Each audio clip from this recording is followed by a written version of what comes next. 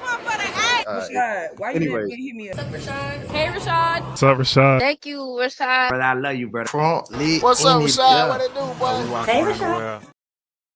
All right, man. So, skis of pillows right there. It's been I just sat here for the past hour. Texted some folks, everything. The reports are true. You know, Trae about to get traded. The Hawks and Trae Young's camp, they're working on a deal to get him out of Atlanta. It's a lot of people that are, oh yeah, that'll make common sense. You know, the fit don't make sense anymore. Trade, defense, all of these things. I feel like there's a lot of people that were just ungrateful and don't understand the historical context. So the historical context, for those of you who don't know, and I want to put the disclaimer out there: is Trae perfect? No, Trae's not a perfect player. Like, not even perfect, but Trae is better than what the Atlanta Hawks have historically had in a long, long time. Atlanta is it's a bandwagon city. So Atlanta likes the flash, they like the superstars, they like the big names and everything like that, the expensive jewelry, all that, and black stuff. Like, that's just what Atlanta really gravitates towards. Like, Matt Ryan had to be in Atlanta for 8 years, win an MVP, take the Falcons to the Super Bowl, give him a 28-3 lead in the Super Bowl for the city to finally accept him and be like, that's my quarterback, Matt Ryan. I love Matt Ryan. Matt Ryan. Like, it took that for the city to accept Matt Ryan because they were so stuck on how exciting and black Michael Vick was.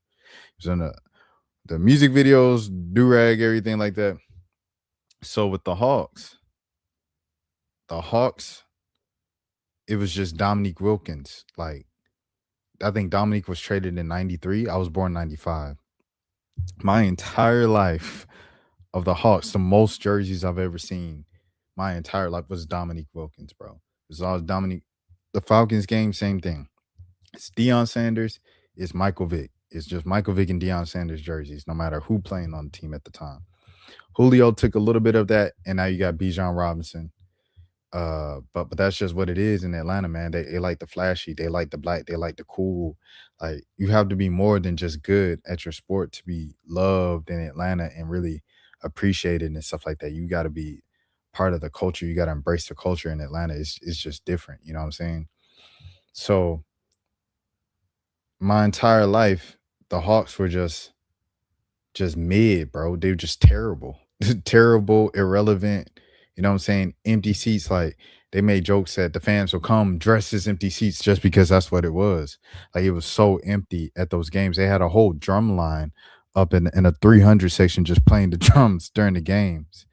It was that empty. What's up, I'm in. And so for that to be the history of the Atlanta Hawks, you know, Sharif Abdul-Rahim, Jason Terry, who else we had? Who else they had? Glenn Robinson, Theo Ratliff, all those folks. It was just, man, it's just so bad, bro. It was just so bad, dog. It was so bad, bro. And then, you know, eventually they start the new era. And the new era starts off with the 13-win season with Josh Smith coming out of high school and Josh Childress. And, you know, like they kind of move on from there. And it's really, really bad. They end up trading Antoine Walker, Al Harrington, all that. And they eventually, what happens after that? They restart with Joe Johnson. They start off with the Joe Johnson sign and trade with Phoenix. That's the most exciting move that the franchise has made my entire life. To that point, 2005, August. They finally got the deal done. I was checking ESPN.com every single day to make sure they got it done. And they finally got it done. It was so exciting. So they start off the new time with Joe Johnson. Joe Johnson doubles the amount of wins, but the problem was the 13 wins, the previous wins were 13. So they went up from 13 wins to 26 wins. And then they went up to 30 wins next year. And then they drafted Al Horford, AC Law. They changed the uniforms and they started, like, the air was just different. They really started, you know, they just progressively got better. And then at the trade deadline, they made the move for Mike Bibby, and that pushed them over the edge into the playoffs. Thank goodness they were in the East. that let them get into the playoffs. They were 37 and 45, 8 games under 500, but since they were in the East, they still made the playoffs. So they made the playoffs, and that playoff series against Boston, the way that they played at home, it gave them the confidence to continue to get better and get better, get better. So then they go on this 10-year run of making the playoffs every single year. They become an established, respected franchise. However, still kind of middle of the pack. Just it's like they're great, they're a good team, but they don't have any stars. And Joe Johnson became eventually a star because he kept making all-star teams, but Joe Johnson wasn't a superstar. And everybody kept saying, "Who's the guy? Who's the guy?" And he was like, "Joe Johnson is the guy." But Joe Johnson just quite wasn't like a D Rose or a LeBron or Paul Pierce even. You know what I'm saying? So it's like Joe was good, but those other guys were just like on another level. You know what I'm saying? So that's what it was, bro. So that's what it was with Joe Johnson. And then Joe gets traded. He gets moved. They give him the biggest contract in the NBA. That's another mistake. So in my lifetime, it was drafting Marvin Williams over Chris Paul. It was drafting Sheldon Williams the very next year over Brandon Roy. And then, so those were two of the biggest mistakes. Then it was making Joe Johnson the highest paid player in the NBA. That was another mistake that the Hawks made in my lifetime. And then if you go back before then, you have John contract situation, the John Connect giving him that terrible contract. And then trading, thank you, I appreciate the spicy chicken. And then trading, like I said, Dominique for Danny Manning. And then it goes back to Bill Russell, trading Julius Irving. There are so many bad mistakes that this franchise the Hawks franchise, the Atlanta Hawks franchise, they're never on the right side of history. They are never on the right side of history. Never. So that's the thing. What's happening, Dan? What's happening, Dan? The Atlanta Hawks are never on the right side of history. So that's the problem, bro. And this is just the next step of that. So here we go. We have post Joe Johnson, Al Horford, all the boys, Paul Millsap. They're good, but they just don't have the superstar player to take them to the top. That's why they keep running into this guy named LeBron James, and they can't get past LeBron because they don't have a superstar to neutralize LeBron James. They can't be LeBron James. They finally got over Dwight Howard, but they couldn't get past LeBron James. So they kept getting swept by the Cleveland Cavaliers, LeBron James. They need a superstar. The Atlanta Hawks, they blow up that team because they tried to run it back. It didn't work. Al Horford leaves. Dwight Howard comes in. It didn't work. So they blew it up. They finally go, okay, we go full rebuild. Dennis Schroeder, John Collins, the team is terrible. 17-18. They got these guys named Josh Majed and guys off the street. They got Damian Lee. Shouts out to Damian Lee. Shouts out to the Curry family. They just have a bunch of random players, bro, on the team. Then the lottery ball bounces. They get the number 3 pick. Luka don't want to play for Atlanta. If he goes anywhere except for Dallas, he's going back to Europe. Okay. So they trade. So they agreed to do the trade to get Trae Young because they wanted Trae Young the whole time. Trae Young was electric.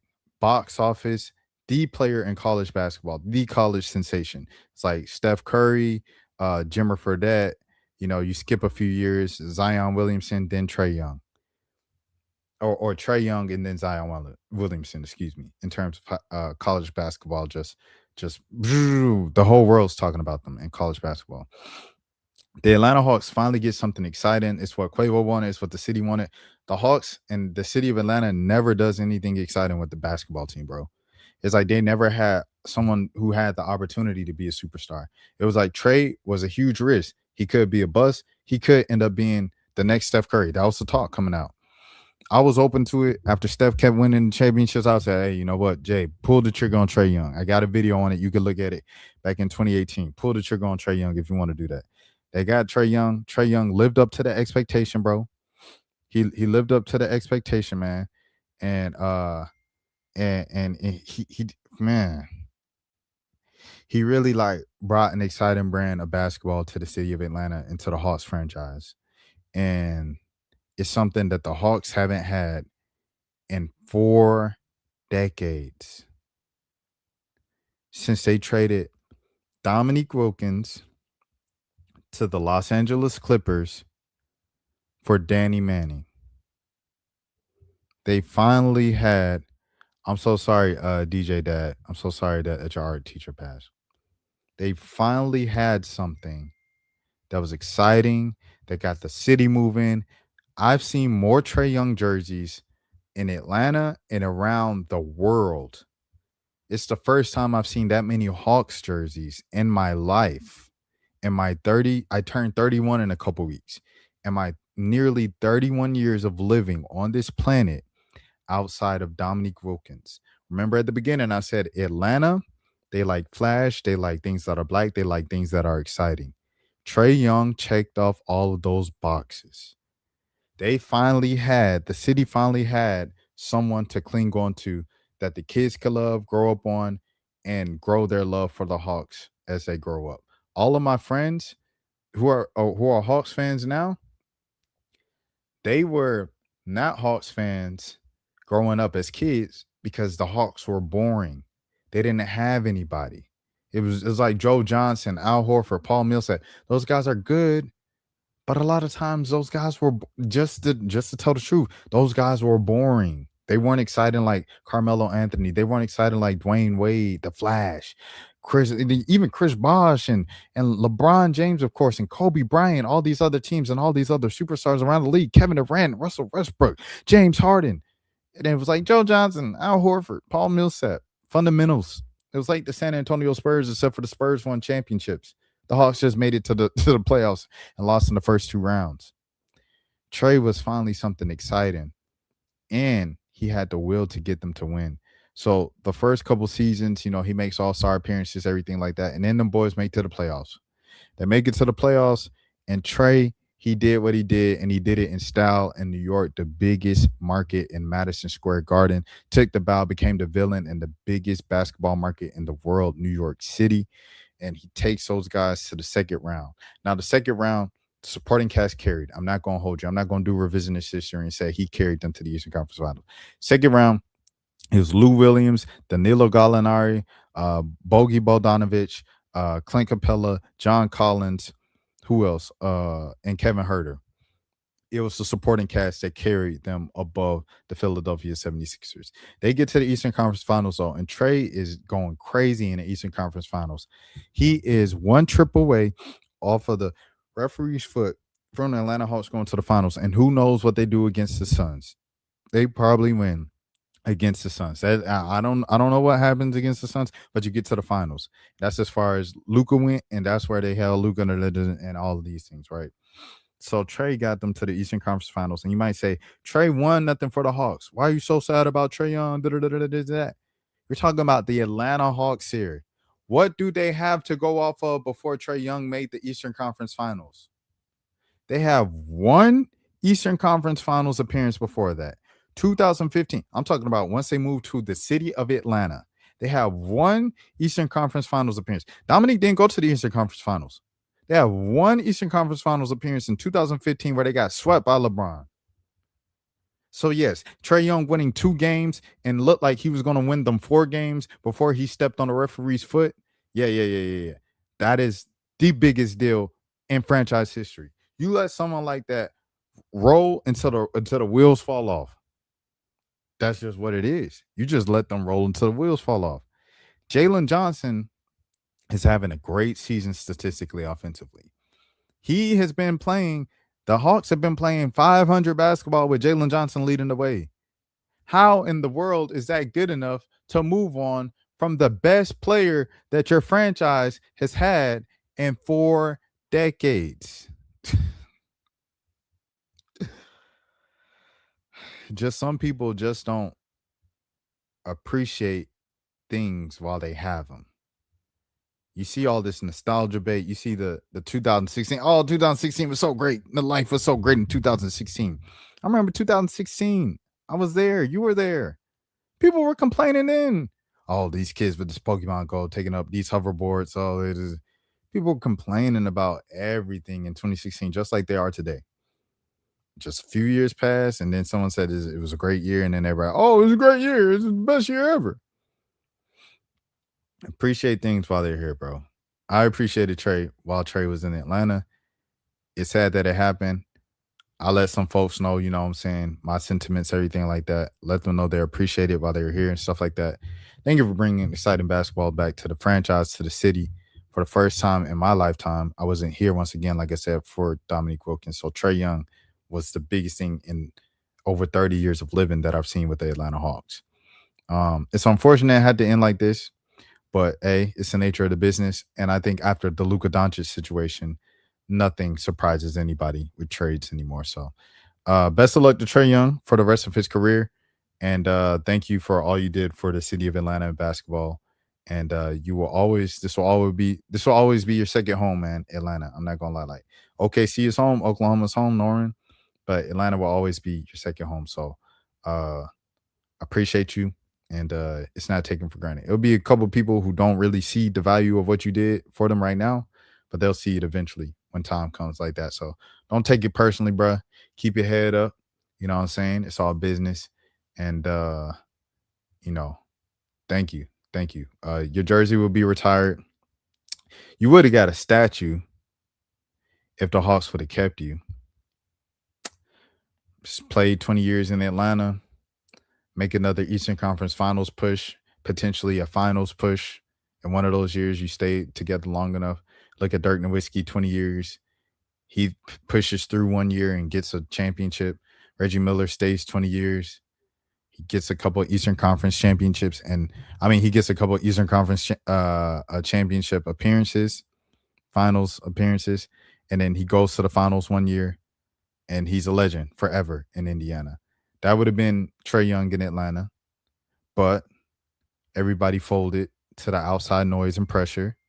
And it's unfortunate, but that's just the world we live in. So in a world where microwavable things and stuff like that, the Hawks are going to regret this decision. I'm not even going to lie to you. And it's all dependent upon this Pelicans pick that hasn't materialized. I would get it if it was like the Hawks got the number 1 pick and they're taking Darren Peterson, and Darren Peterson is going to replace Trae Young. That makes sense. You don't even have the pick yet. The pick could be the number 8 pick. This pick can be the number 10 pick. This pick can be the number 13th pick. Where is this guard that's better than Trae Young coming from?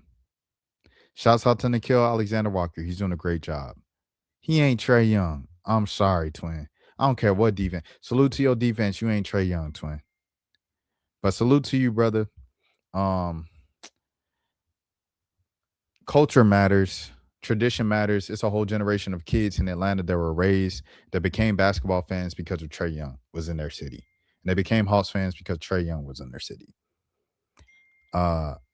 Some things are bigger than business, saving money, everything like that. Some things are just bigger than that. So salute to everybody.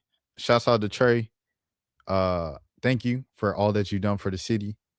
And yeah, that's all I wanted to say, bro. That's all I wanted to say. 20 minutes of me saying the same thing, but y'all take care of yourselves. I'm out. All right. Peace out. Rashad, why you didn't hit me up? What's up, Rashad? Hey, Rashad. What's up, Rashad? Thank you, Rashad. Brother, I love you, brother. What's up, Rashad? What it do, boy? Hey, Rashad.